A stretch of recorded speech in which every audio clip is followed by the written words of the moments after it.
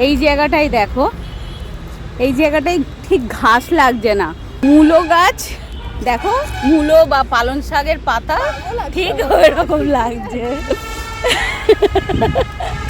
আমি জানি এরকম একটা কথা বলবো আর বনি এরকম বলবে, তোমরাই দেখো এইখানটাই দেখো বেশি গ্রিনারি লাগছে, ওই দুধটা দেখো, দুধটা, দেখো হ্যাঁ। বেশি গ্রিনারি হ্যাঁ, লাগছে। হ্যাঁ।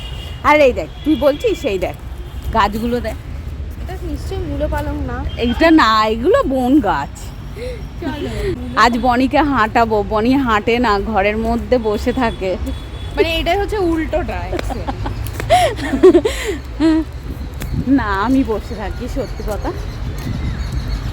তো চলো, বেশ ভালো লাগছে, গরম আবার হাওয়াটা দিচ্ছে ঠান্ডা ঠান্ডা, বেশ ভালোই লাগছে।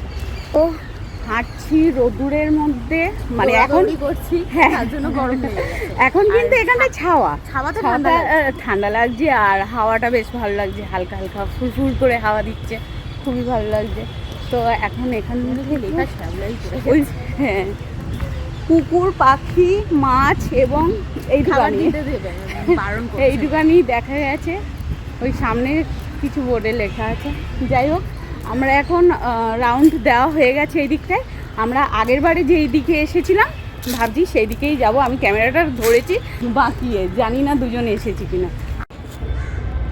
মা দেখো এখন 42টা দেখছে এক মন দিয়ে, মানে আর চারিপাশ থেকে দেখা যায় আমাদের কলকাতায়। হ্যাঁ সত্যি কথা, কলকাতা চারিপাশ থেকে দেখা যায়, এতটাই বড়, অনেকের ছাদ থেকেও হয়তো দেখা যায়। হ্যাঁ, হ্যাঁ ভালোই লাগে, আমাদের অফিসের সামনে থেকেও দেখা যায় 42। অফিস তো কাছেই, ওই জন্য আরো হুম। বেশি দেখে।